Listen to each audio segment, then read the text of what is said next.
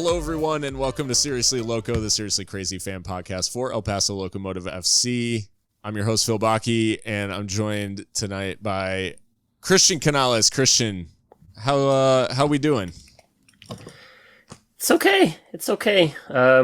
As a Locomotive fan, could be better right now, but otherwise can't complain. Weather's turning nice up here in El Paso. Don't think we can say the same for you up there, but spring is springing around here. I do love to hear that, especially as someone who will be visiting El Paso in not too long. So not this coming weekend, but next weekend. Yeah. 9 days. Yeah, so we're getting really close. I'm really excited. But yeah, the weather up here sucked. It hailed today a little bit. Nothing crazy, but those little pebble hails, and then yeah, it was just rainy generally today. So we're in that whatever spring April showers, I guess you could call it. But yeah, all things considered, I guess it's going all right. I know a lot of illness is going around, so hopefully you listeners are staying healthy, staying all right, and staying fit to be able to keep up with Locomotive. We'll today, a little bit different episode given that it's been a little bit since the loss to Vegas. So we'll be covering some Open Cup news that we got earlier today. We'll be talking about a little bit about the Lights match, and then we'll mostly be previewing New Mexico, but should be a little bit shorter episode prior to the Derby for your Friday listening. So if you are finding us for the first time, definitely give us a subscribe, follow, whatever on your favorite podcast platform. And you can find us on Twitter and Instagram at Seriously Loco. So check us out, and we'll continue to stick with Locomotive stuff. We will have some we'll have some stuff planned. I'm obviously going to be in attendance at the Roots game the weekend I'm there, but we'll try to have some special stuff for you guys while I'm in town. Excited to dive in. But Christian, before we talk some news, you got a question for me today? Yeah, it was Easter this weekend, and so it's a very simple one because there's not really a panel to answer on this one. But are you a Peeps guy, Phil? I am not a Peeps guy. I would say in general, I'm a marshmallow guy in a very specific format, and that is s'mores. Beyond that, marshmallow is a real hard sell for me. What about you? Not Peeps. I can't. I don't know if it's the sugar coating or whatever, but I can't do it. But I don't dislike marshmallows. If there's an open bag, I'll pop a couple in, but hot chocolate, I'll do it. S'mores, I'll do it. So I don't have an aversion to them. I can see how it can be a texture thing for some people, or just them being too sickly sweet sometimes. Yeah, that's kind of it for me. I think when they're cooked, it does give that little bit of a mix up on the flavor. Just they're got a little something else going on with the caramelization on the outside and everything, but no, I totally get that. I think Peeps are just weird, and that pseudo crunchy exterior, it's just not. Just a testament to man's arrogance. Every day we stray further from God's light. No, I don't know. I just not my thing. But well, Christian, speaking of traditions, and those sorts of things, the U.S. Open Cup, we had Locomotive get drawn. And for the second year in a row, we drew Union Omaha.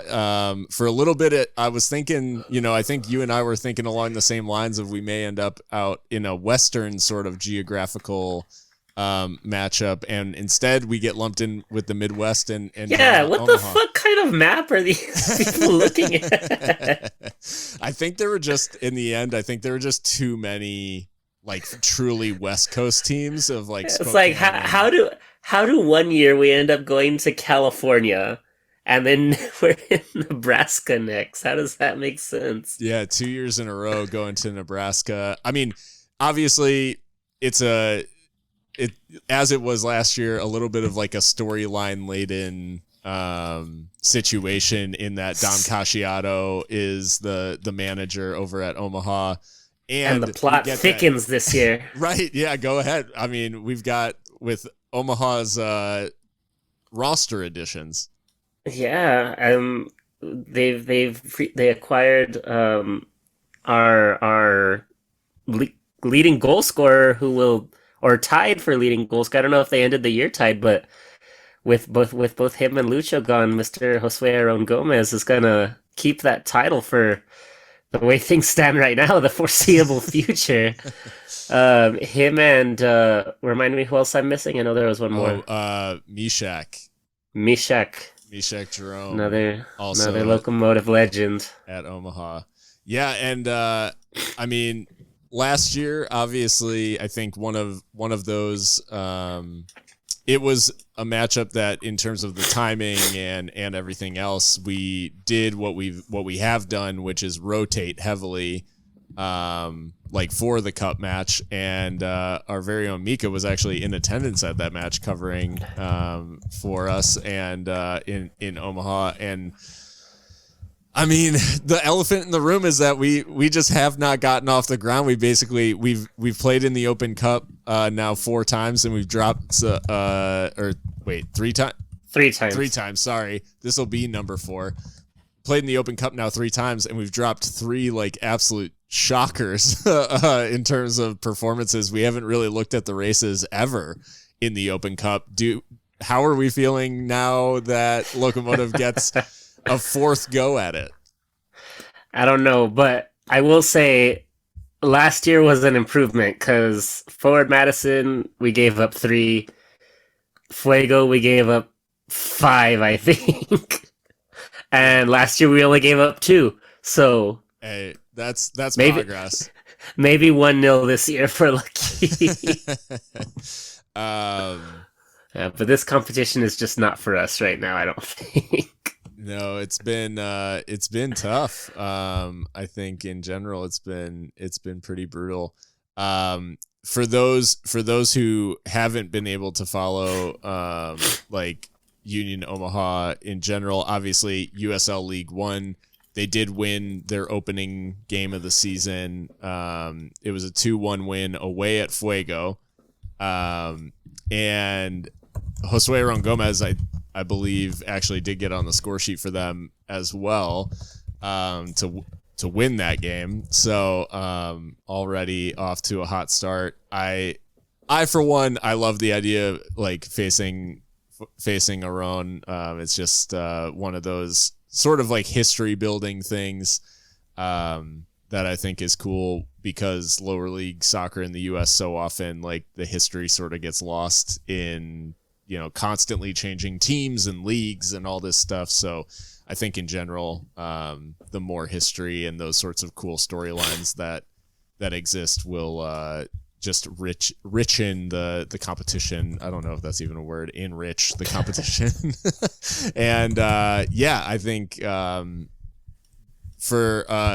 I guess in the game prior to, because Omaha entered the competition in the first round.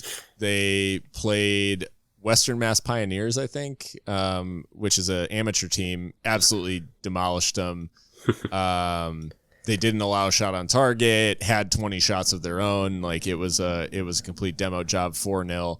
And then they faced Des Moines Menace, who Des Moines will be joining the championship at some point. Like, it is the same franchise, I guess, that's been operating in USL League 2, and a Des Moines Menace team that included Sasha Question, for those who and AJ De La Garza.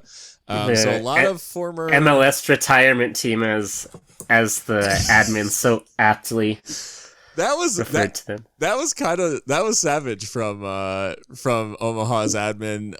For those who didn't see, you can look it up, but they added AARP in the. That was crazy. Crazy stuff. No, I think the moral of the story, they did win 3-1 pretty comfortably. The goal for Menace came in the 87th minute. And then Omaha added a third after that. But so it was nervy for, a handful of minutes into stoppage time, I guess, for Omaha just to see it out. But when we talk about this Omaha team, I mean, we know Josue Ron Gomez, we know Mishak Jerome. Rashid Nuhu is a well-known asset in goal. He's been very good for Omaha for a few years now, was key to their run when they actually got into the latter stages of the competition. PC, who people will remember from San Antonio FC, real pain in midfield. And then Marco Milanese and who was it? Pedro Dolabella. So a couple of Italian boys doing the business for Dom Casciato. He's building a little bit of a mafia in there. And then Steven Dos Santos, who's been in Omaha for a couple of years now. He was their leading scorer last year, I think. And so they have a quite good team for the League One level. They're going to be expected to be towards the top of the league again this year. And I think Locomotive can expect a tough challenge. Brian did mention in his post-training press conference comments today that he was hoping for a sort of closer matchup. I think he would have been eyeing Lubbock Matadors, the NPSL team, as a potential maybe shorter road trip than having to go all the way out to Omaha and likely get on a flight. Yeah, he did mention the travel also as a bit of a concern. Yeah, that's been given the schedule we had at the beginning, just all that extra hardship has just been a sore spot for this team this season. And the story continues. We talked about that how the schedule was just the tiniest bit more forgiving. And between the friendly with Juarez and this Open Cup match, I think everything's coming up average at this point, I guess. It does turn the week. So the Roots game is on the 13th. That following Tuesday, so we play Saturday. That Tuesday is the Omaha match in Omaha, and then the team actually goes out to Tampa Bay that Saturday, April 20th. We literally could not go farther. Yeah. I guess we could go more north, but right. I guess it would have maybe been worse if we had to do a road trip out to California. So maybe the Omaha is a blessing in disguise. Blessing in disguise, yeah. Rather than having to go out to California and then all the way out to Tampa. But no, yeah, a little interesting wrinkle, and it does create some fixture congestion. Brian said that they're taking the competition seriously, wants to get the first win in Locomotive history in the competition. Obviously, I mean, he's not going to say anything else, but I do think we could potentially see him try to power through, but having Roots and Rowdies, either side of that game, there is no, especially with the start they've got off to, it's kind of tough not to prioritize the league when you come right down to it. Yeah, but I think you also have to consider the fact that depending on how New Mexico and Roots go, there is a possibility that at that point we are still looking for win number 1 this year. And I think that at that point, after 6 games in or 5 games in, whatever it'll be at that point, you've just got to start looking for it wherever you can. So I think that part at least might be true, that it's not a rotating because we can here. It's like if there is any switch, it's just going to be because like these guys cannot survive on the field right now. But I think that if they are confident that the players can make it through healthy, then they're going to start whoever they need to. Especially, like I said, if they're looking for that first win still. Yeah, no, that's completely fair. Well, speaking of reasons why we're still looking for that first win, Las Vegas last weekend, or not this past weekend, but the weekend prior, a 1-0 loss.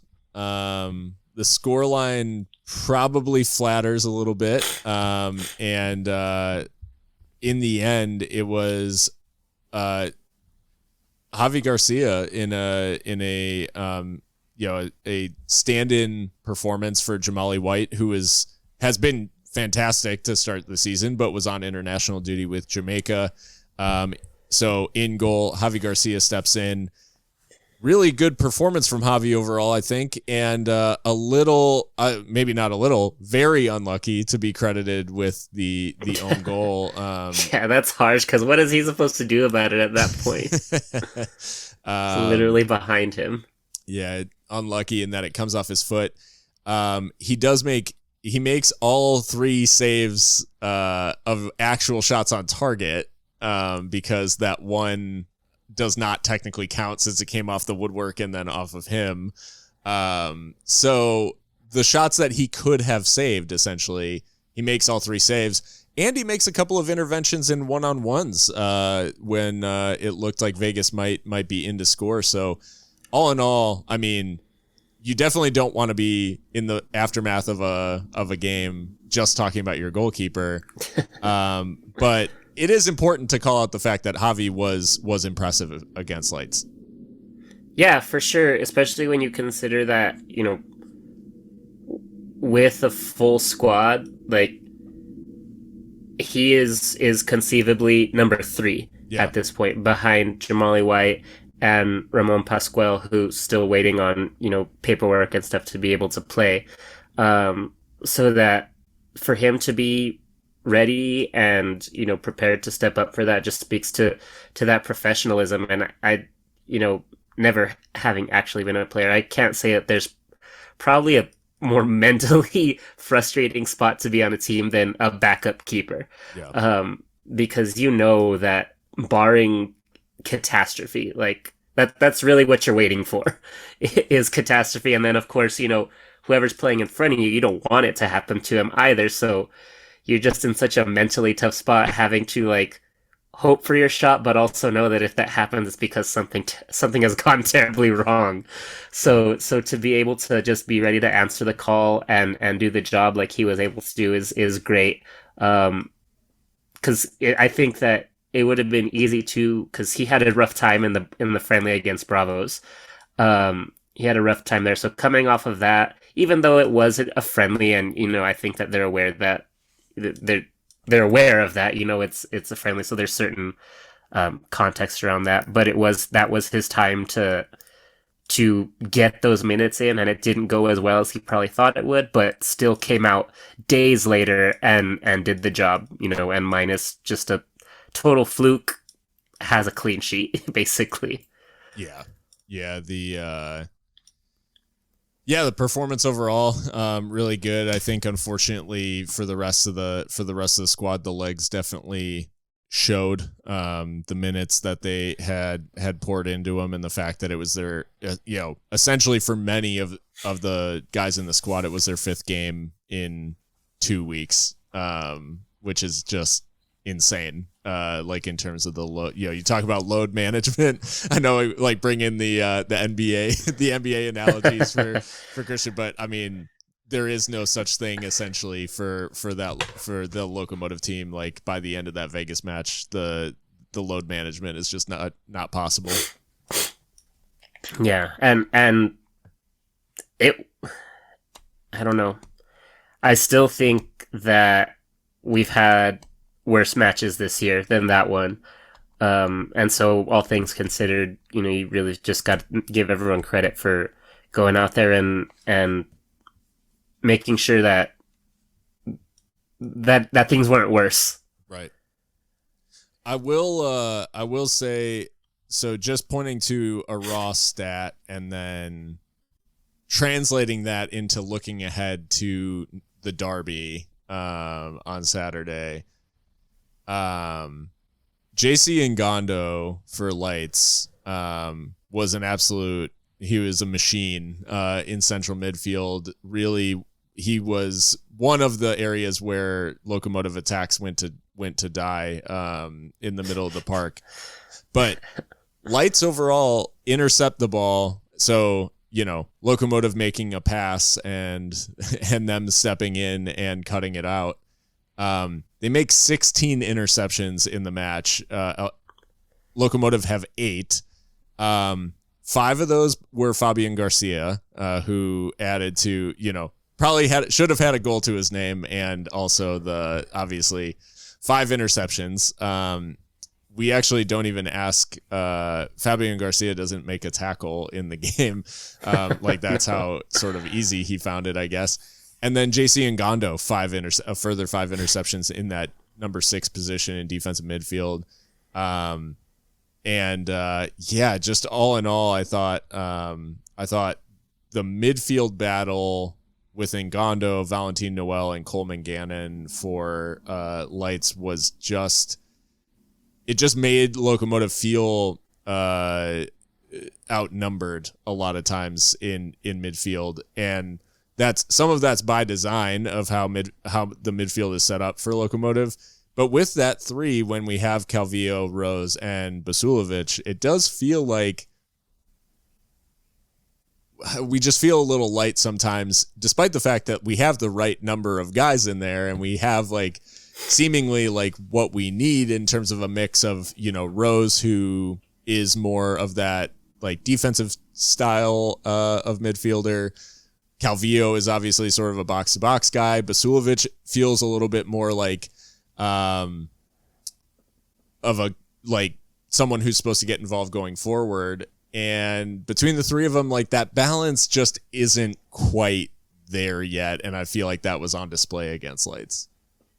Yeah, and I don't know if this has anything to do with it, because I still don't quite understand myself how the team is supposed to work, but are they still needing more help from the outside? Is that what is throwing things off? The wingbacks still getting used to doing whatever they're supposed to be doing?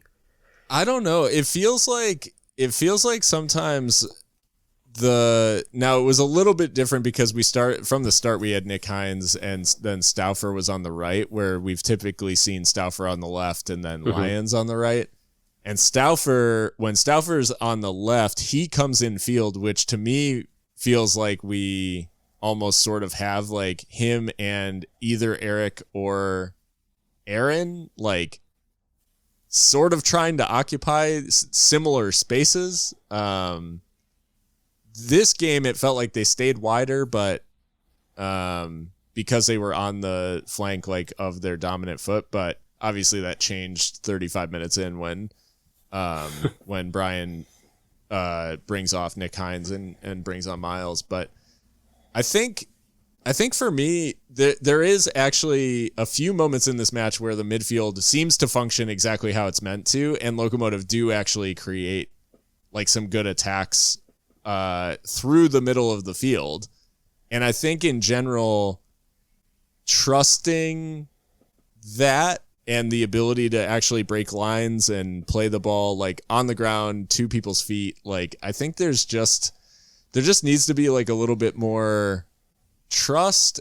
And I feel like the spacing, I feel like they are still figuring out the spacing of that midfield to some extent, because I think at times it feels like the midfielders get a little bit isolated and don't have the obvious pass apart from sort of going back out wide. Where if they were a little bit closer or a little bit more in sync, it just feels like, and I will say too, I think if they were a little bit fresher, it did feel a couple times like the pass was maybe just a step too far. The timing just wasn't quite there. And some of that can definitely be attributed to just the fatigue of tired legs, not able to reach a ball that you typically would, or not able to or you misjudge like where to play a pass because you're like, oh, he's sprinting, like I know how quick he is or whatever, and then he's the not wheels actually fall off as a little quick. early. Yeah, not as quick as he would be typically. So anyways, long story short, I think the concern that I carry into the Derby as we look ahead to playing New Mexico is, for obviously they get, barring the demolition that happened in Charleston, to New Mexico, they've been a quite solid defensive team. And I think that combination starts to feel a little bit tougher for a Locomotive team who does feel like they're still trying to figure out how that midfield is supposed to function and how it's supposed to link with attack and how the wingbacks are supposed to become part of that attack and how they're supposed to interact. This is not the type of team that you want to play while you're figuring those things out, because they limited Phoenix pretty significantly in their match last weekend.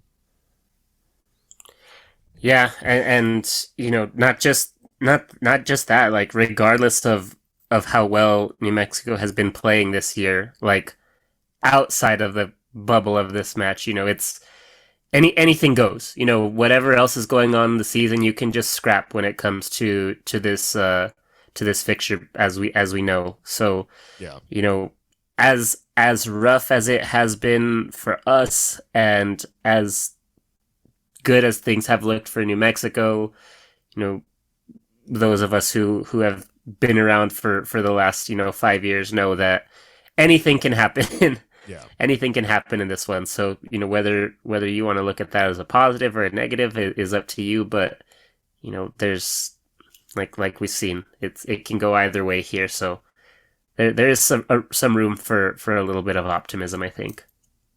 Yeah, I do think a big thing and a big swing factor that we almost can't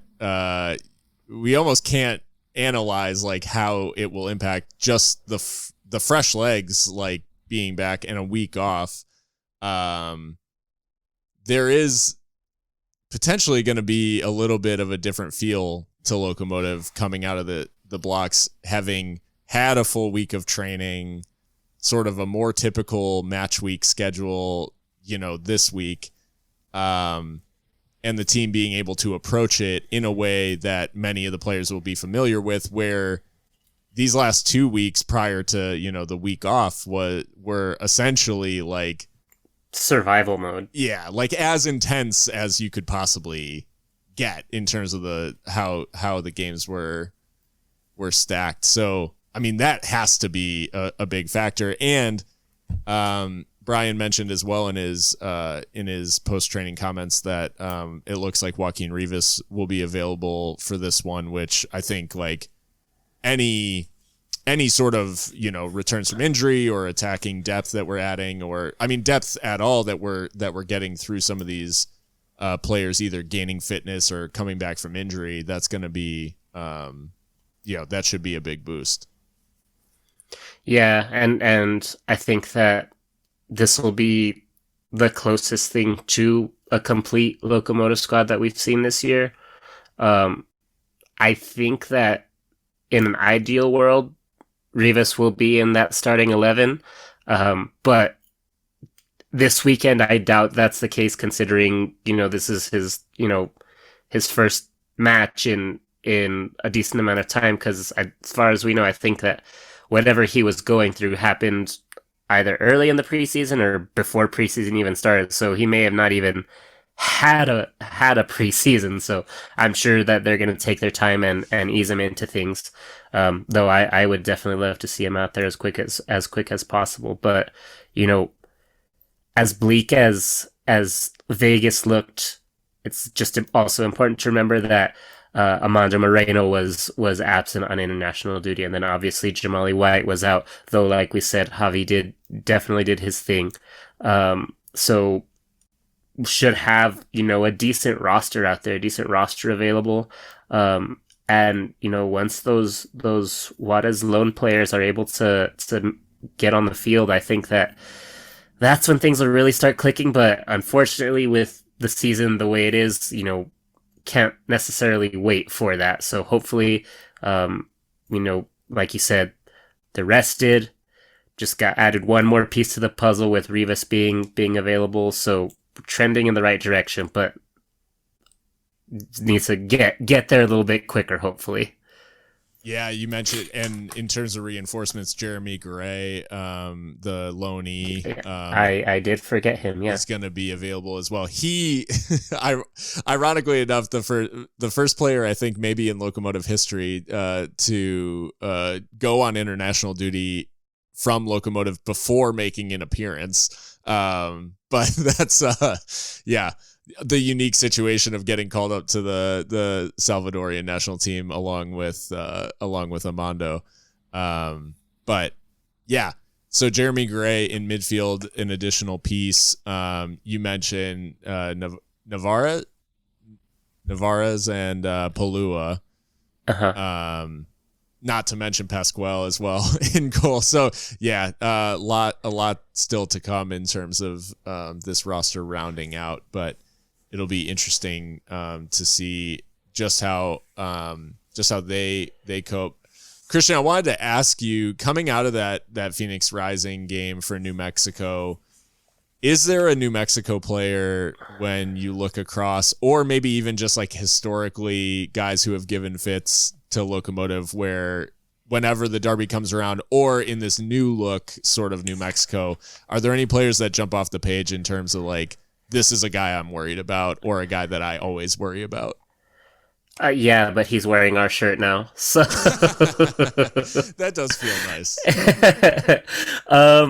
I mean, I don't think so. I think a lot. It's like you said, it's more of a new look kind of thing. So I think a lot of the names that we are typically concerned about in this matchup have either moved on, Santi Moar, who just recently moved on, so thank God for that. Throw him and Yuma on for the last 2 minutes just to see what happens. It's either kind of the changing of the guard, because I don't think Daniel Bruce doesn't have the place in the team that he had previously,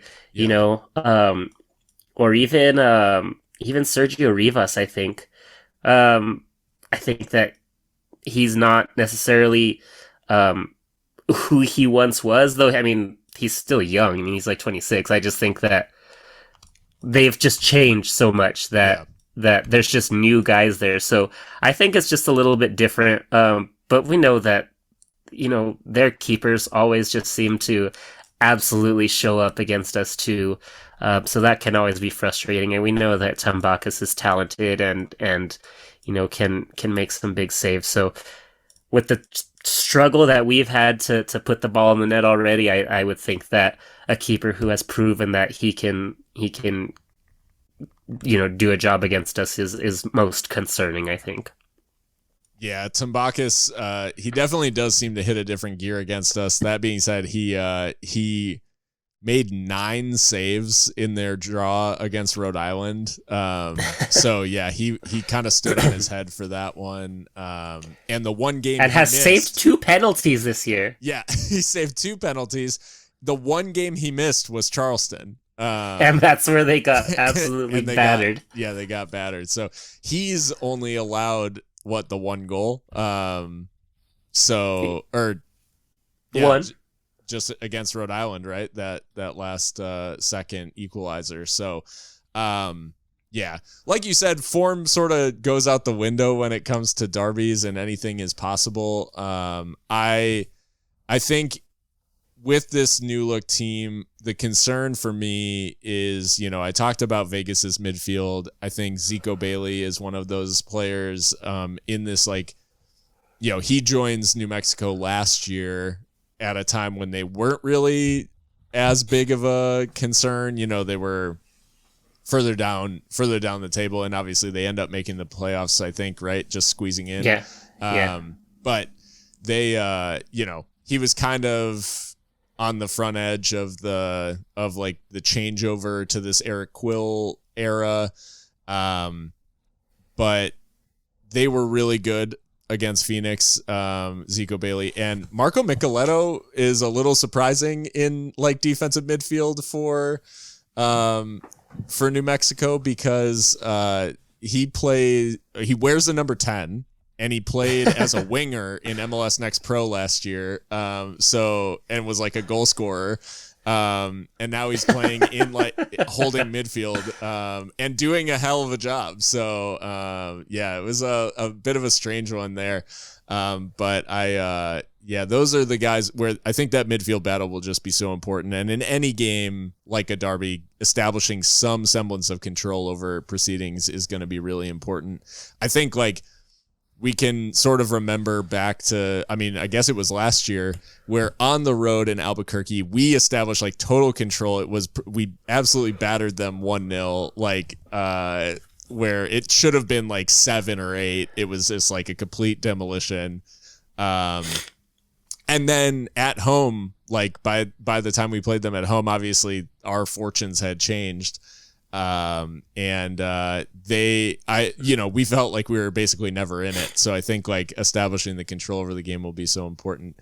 I would ask for, who's going to be important for Locomotive, but I think you did mention obviously the player who all the eyes are going to be on from both sets of supporters. And that is Amando Moreno. From a Locomotive perspective, I mean, supporters would basically do anything to see him score against his former team.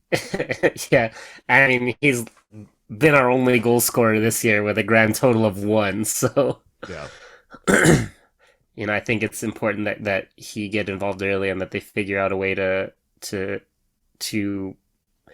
highlight him and what he can do, which to me means making sure that he gets the ball facing the goal. Because I think, like you mentioned, I think last week or whenever we last recorded, between him and Dylan and Toomey, they're just being asked too much to get the ball facing away from goal and do something with it, which is just not what their skill set is made for. So, I think that's the biggest change that we need to see to get more aggressive.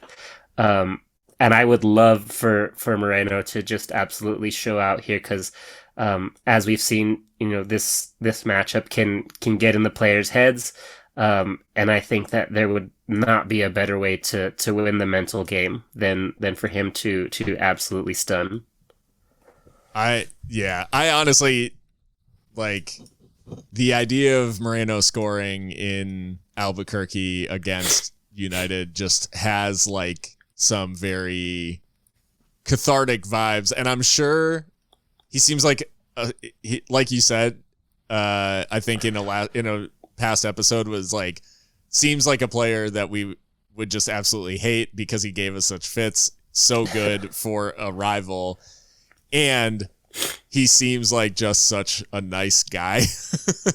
Like he just seems like a good dude, so I'm sure he wouldn't celebrate, but there is a mental image that I'm conjuring of the Adebayor like scoring for Manchester City against Arsenal, sprinting the length of the field to celebrate in front of his former club's fans. That was that rattles around in my brain. I'm sure like Mika's not here, so I can talk about Arsenal Arsenal moments. But no, the like him running, I see him scoring at like the outfield wall end of Isotopes Park, and then sprinting back towards the curse and knee sliding in front of that. Like, yeah, I know he won't do it because he's just too much of a class act. But in my mind, that's what would take place. Absolutely.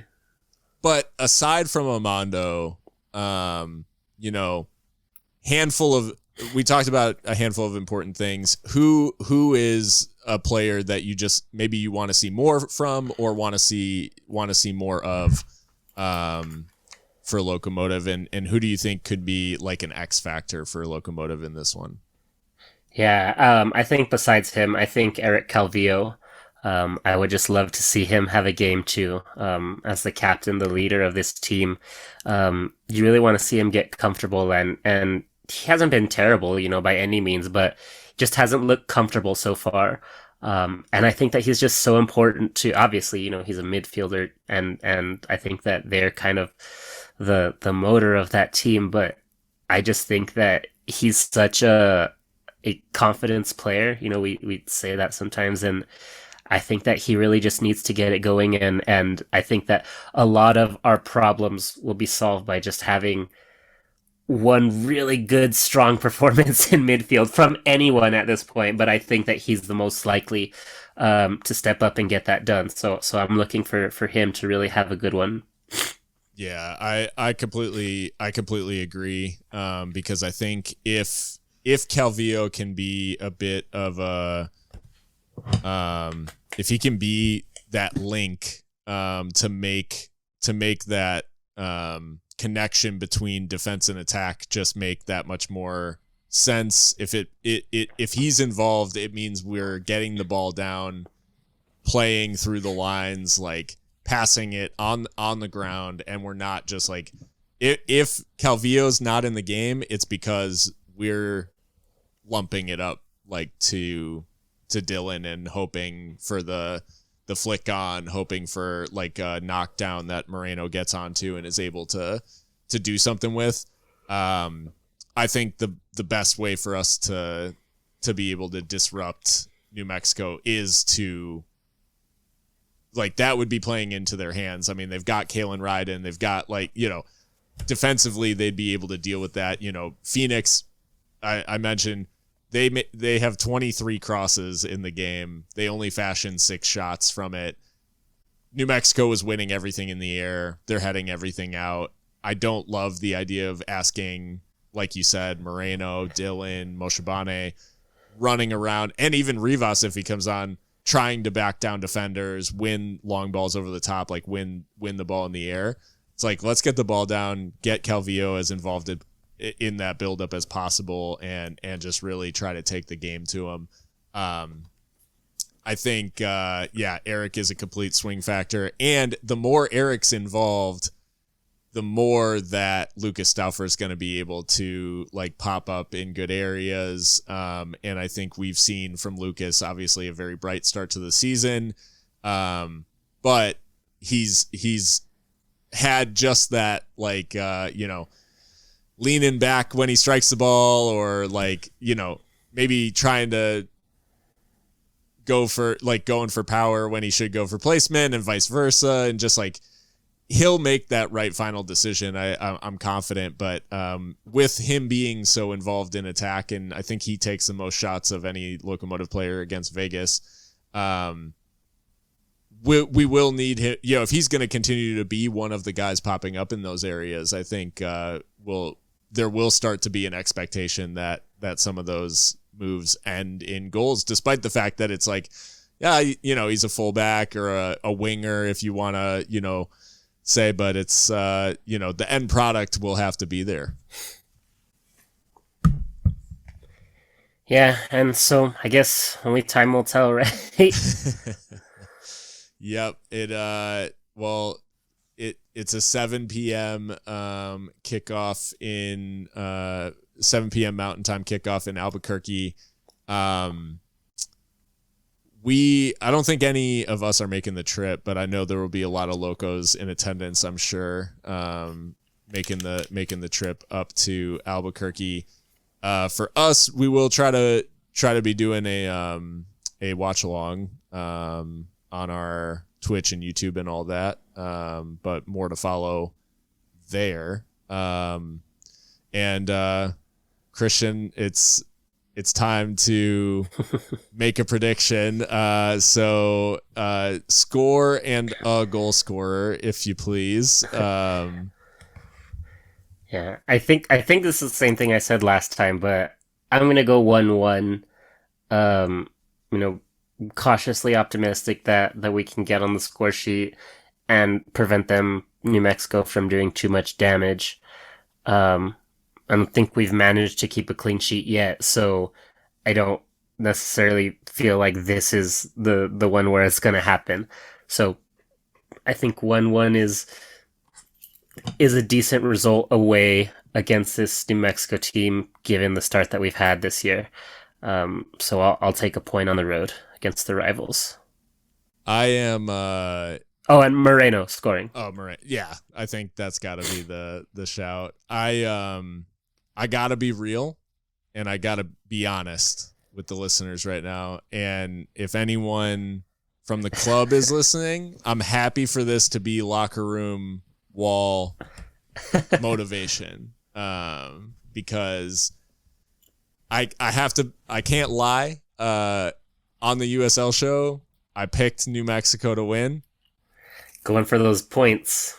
Points. I am doing horrible in the pick'em, and that is part of my thought process. I am in dead last, and if that luck continues, that means it will be a Locomotive win. But if I'm picking with my head, New Mexico's shown a level of stability that defensively they've been very solid. Locomotive haven't gotten up to goal scoring form. That can obviously change. But I'm gonna go for the boring 1-0 for New Mexico. So I'm happy for this to be locker room wall fodder. And if it does the job, I'm happy to be wrong.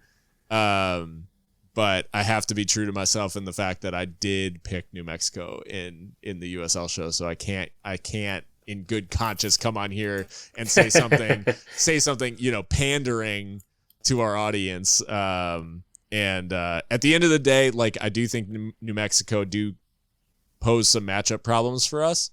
But they are not like a high volume goal scoring team.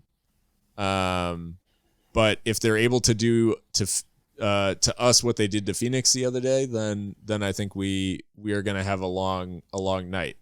My hope, from my perspective, is that Locomotive's fresh legs mean that some of those connections in midfield and some of the things that we've been trying to do at the beginning of the season just make that much more sense, because we've trained them an additional week that we had off. We've had the time to build those connections, and the system comes out and we just blow New Mexico out of the water, and I look like an idiot, and like that's perfect.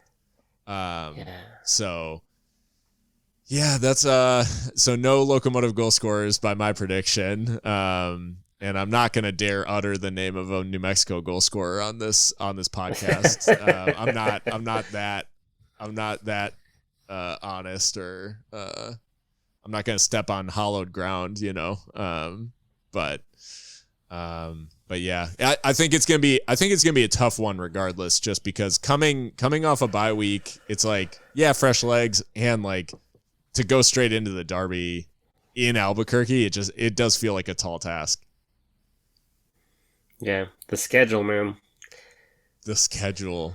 Well, I do think that about brings us to the end of the discussion tonight. Like I said, not this coming weekend, but the following weekend I will be in El Paso. So if I know you, or you want like whatever. Only if I know you.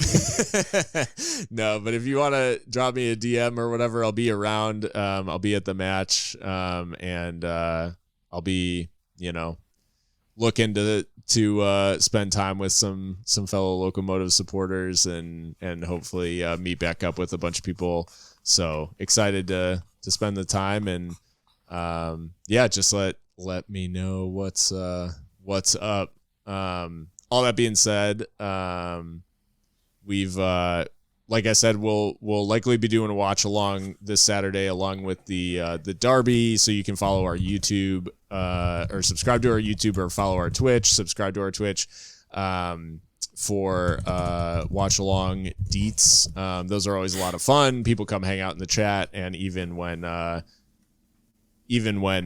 we lose, we still have some fun. And if we win, commiserate with us. And if we win, it's a lot of fun. So it's fun either way. And we get to have some laughs. It does take the sting out of some losses.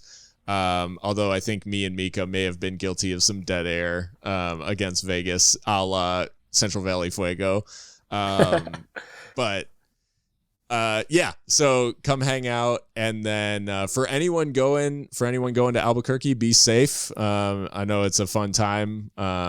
It is unfortunate that that we couldn't make the trip this, lot of combining circumstances where Seriously Loco isn't able to rep this year. So yeah, definitely represent Locomotive. We look forward. We'll retweet any away days pictures and things like that.